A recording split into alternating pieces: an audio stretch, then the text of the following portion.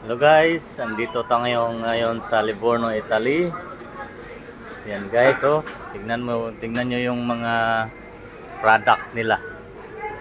Kasi dito sa Italy,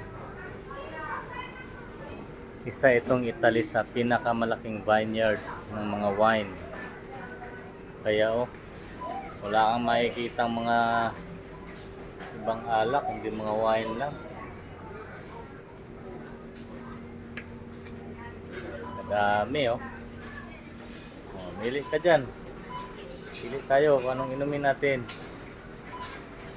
Dami.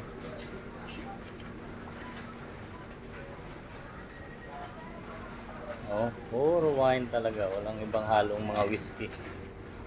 Oh, ito. Ito.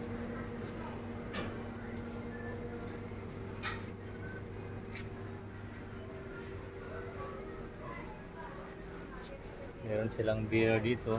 Mga beer nila. Pero karamihan, puro mga wines. Ayan, may konti. Ito yung mga hard nila dito. Mga alcohol nila. Right.